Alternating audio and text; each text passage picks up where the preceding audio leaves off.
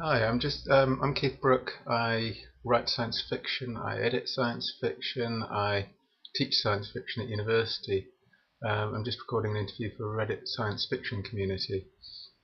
First question that I've had is from someone called Strolls, asking if I were to read your books, which one should I read first and why?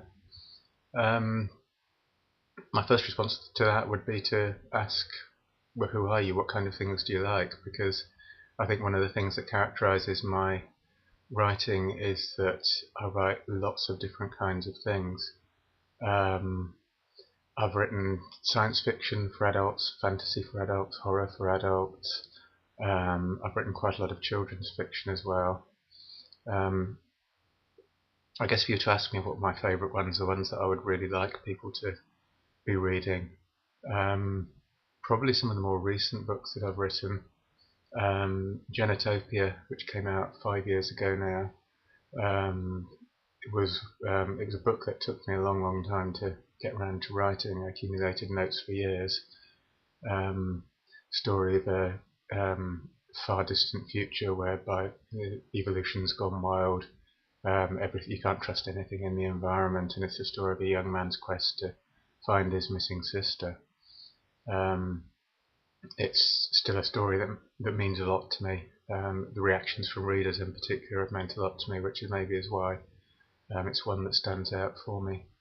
Um, Most recent full-length adult novel is called The Accord, which starts off as a fairly near-future thriller about the man who invents a virtual reality where we can all move to when we die.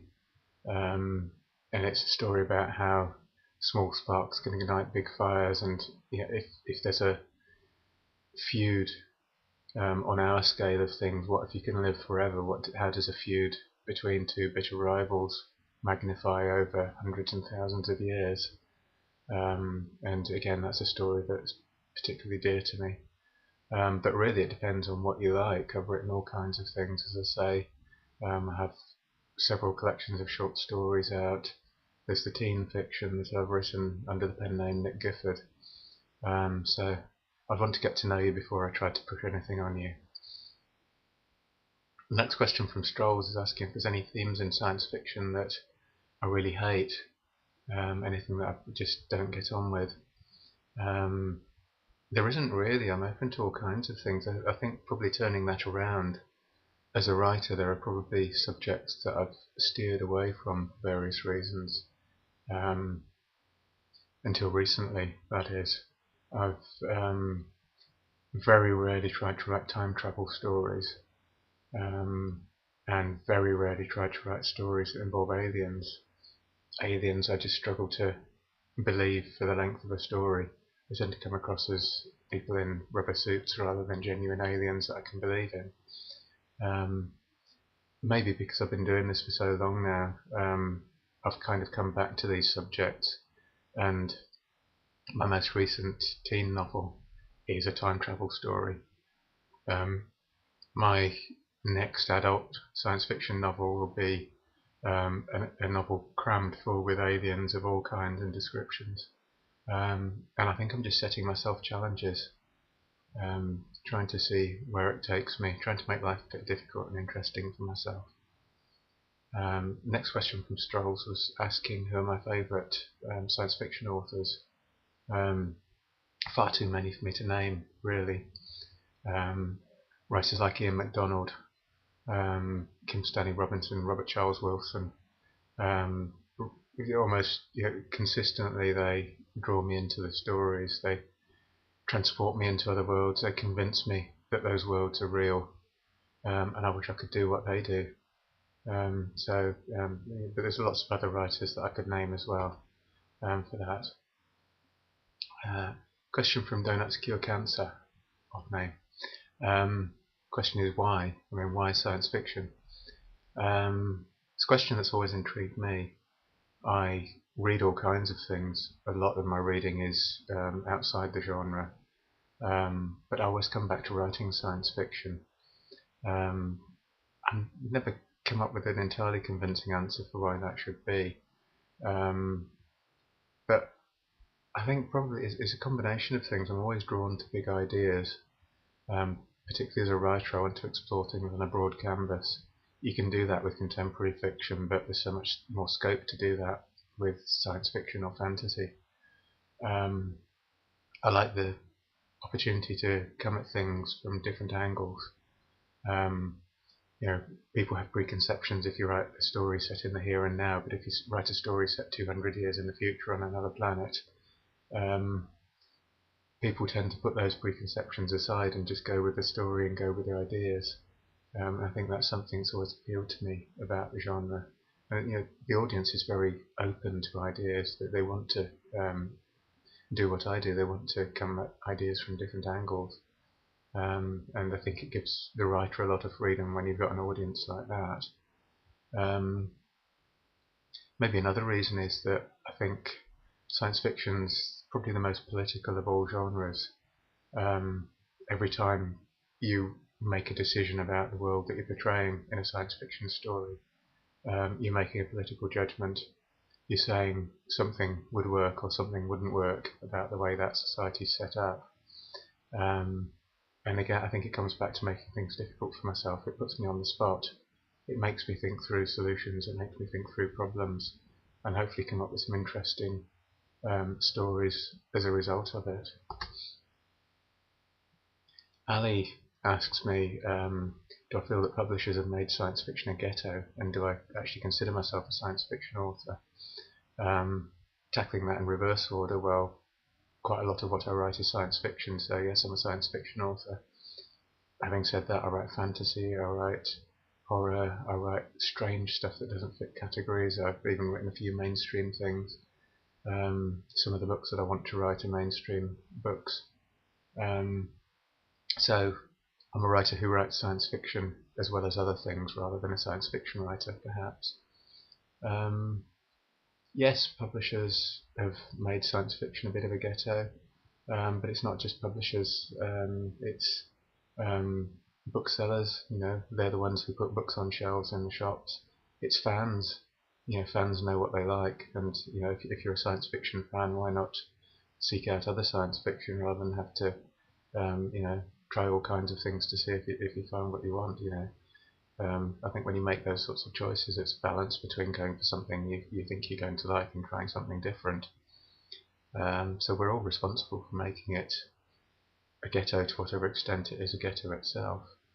Ali goes on to ask if being a ghetto is good for science fiction, or is it a bad thing? And there are pros and cons, and I think as a writer, from behind the walls of the ghetto, you look out to that vast audience that's out there that you're not communicating with, and sort of you think, well, maybe we're losing out a bit.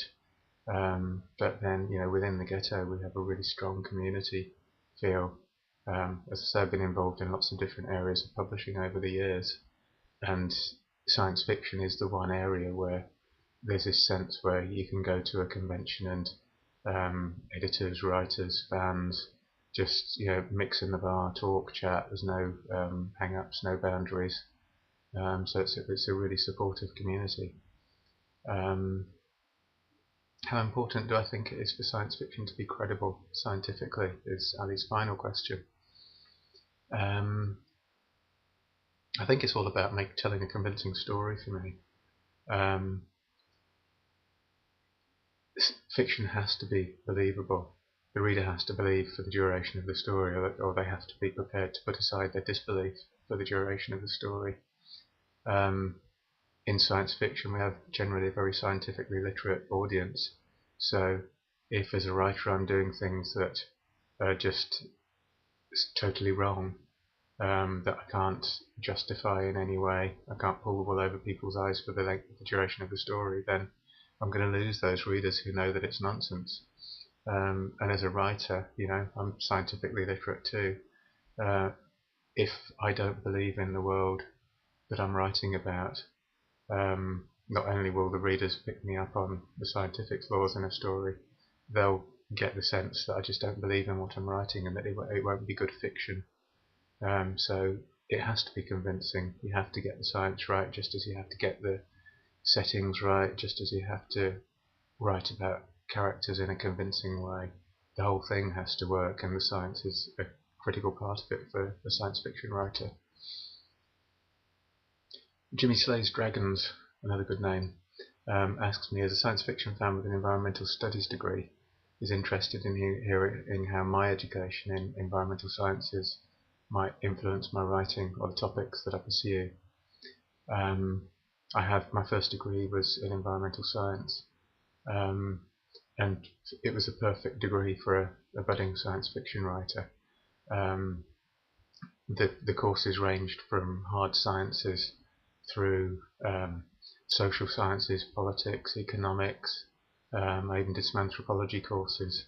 In countries like the States, I think it's a lot more common to do really diverse degrees like that, but in the UK we tend to be far more closeted in our particular subjects.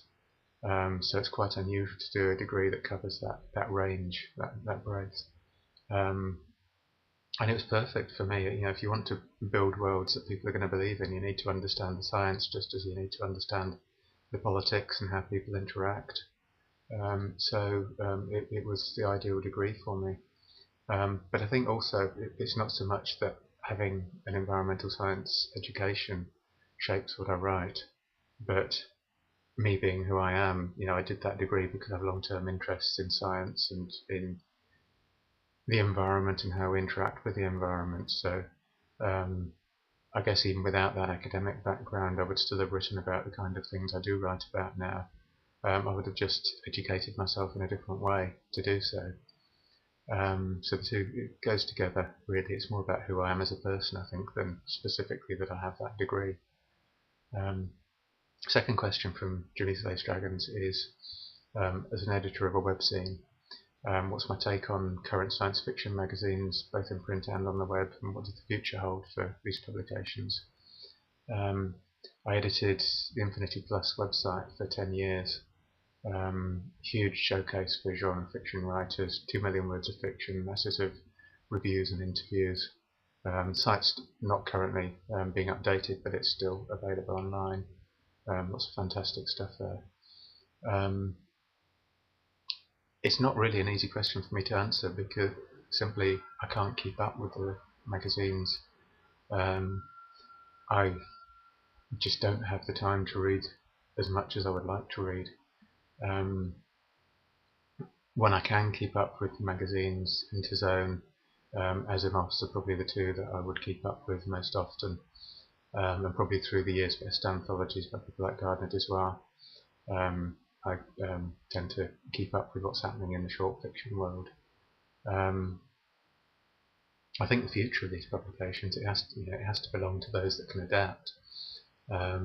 We've got the ebook revolution going on at the moment.